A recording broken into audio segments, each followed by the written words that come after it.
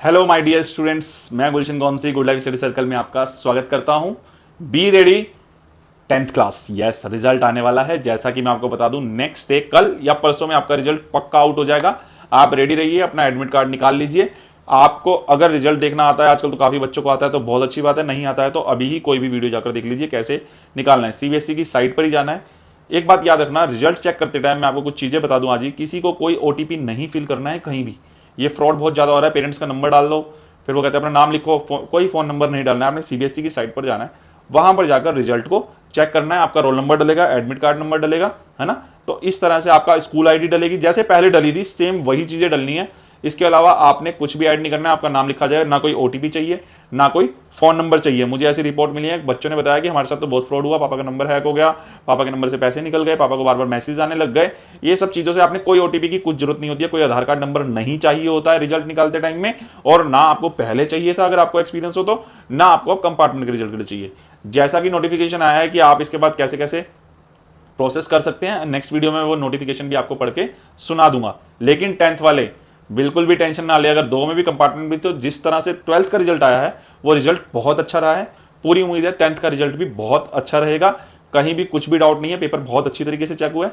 जैसा कि मैंने आप सबको बताया था कि रिजल्ट अच्छा आएगा, बिकॉज कोर्स में काफी चेंजेस हैं, तो टीचर्स भी चाहते हैं कि आप पास हो जाए। सीबीएसई कभी नहीं चाहेगी आप फेल हो, और पुराने बच्चों के लिए अलग से पेपर बनाना पॉसिबल नहीं होता है, और पुराने बच्चों को नए तरीके से नए सिलेबस के लिए कन्वर्ट करना ये भी बहुत मुश्किल होता है। तो जब भी कोर्स में कुछ ज्यादा बड़े चेंजेस आते हैं तो पुराने स्टूडेंट्स को पास किया जाता है। तो इसीलिए टेंशन फ्री हो जाओ, रिजल्ट तो बहुत बहुत बेहतरीन आने वाला है। और रिजल्ट आते ही आपने मेरी गुरु दक्षिणा देनी है। याद है ना आपको क्या है गुरु दक्षिणा? जी, 50 सब्सक्राइबर, जो भी पास हो जाएगा 50 सब्सक्राइबर देगा, और मैं आपको आईडी दूंगा, उस पर आप भेजेंगे, या व्हाट्सअप नंबर दूंगा कि हमने इनसे करवा लिया है। देखो मेरे बच्चे, आपकी कंपार्टमेंट आई थी, मैंने आपका साथ दिया। मैंने तब तक क्या कहा, आप सिर्फ पढ़ाई में ध्यान लगाओ, इन सब चीज़ों में मत लगाओ, सब्सक्राइबर वगैरह मैंने आपसे कुछ नहीं कहा। मैंने पर यह कहा था आपको, जब भी एग्जाम खत्म हो जाए तो आप करवाते रहना। किसी ने किया नहीं है, बट कोई नहीं, पास होने की खुशी में गुरु दक्षिणा तो दोगे।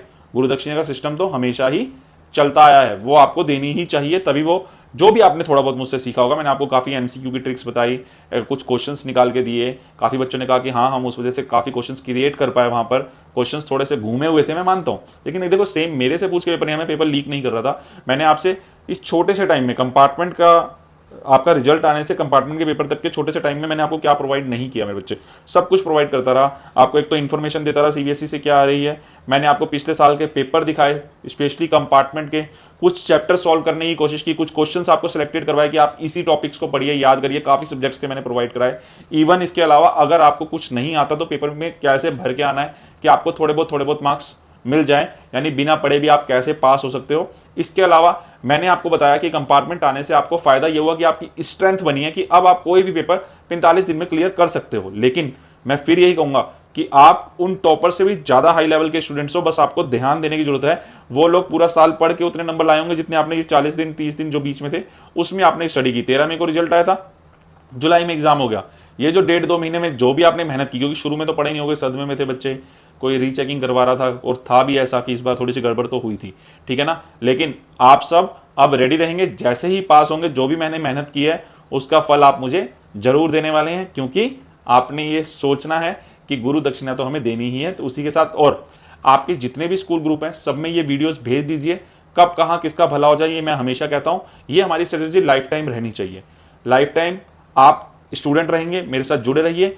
स्टूडेंट तो आपने बेटा जिंदगी भर रहना, अभी तो आपने 11th करनी है, 12th करनी है, ग्रेजुएशन करनी है।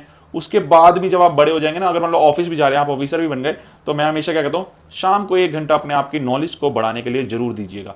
छोड़ दीजिए फोन वोन और गेम वेम के झंझट, अपनी नॉलेज इतना कुछ डाल लीजिए। ये एक ही तो जिंदगी मिली है, उसमें जितनी नॉलेज आपके आसपास है सारी की सारी गेन कर लीजिए। अभी आप छोटे बच्चे हैं, आपको मेरी बातें थोड़ी सी अजीब लग रही होंगी, लेकिन अपने कुछ प्रिंसिपल्स लाइफ में अभी से बना लीजिए, ताकि कल को आप जब बड़े आदमी बन जाएंगे ना, इंटरव्यू देंगे, आप बोलेंगे 10th के बाद ही मैंने प्रिंसिपल्स बना लिए थे और उन प्रिंसिपल को फॉलो किया लाइफ टाइम। और सोचिए आप जब 50-60 ईयर के होंगे, अंकल बन जाएंगे, है ना, तब आप कहेंगे कि आज भी मैं स्टूडेंट हूं। क्योंकि मुझे एक टीचर मिला था ऑनलाइन, यूट्यूबर मत कहना, टीचर ही कहना यार, मुझे बड़ा अजीब लगता है यूट्यूबर कहलाना। तो यूट्यूब पर एक टीचर मिले थे, गुलशन सर, उन्होंने बताया कि लाइफ टाइम स्टूडेंट रहना है। आज भी मैं स्टूडेंट हूं। Good luck for the result, ready रहें, रिजल्ट आने वाला है।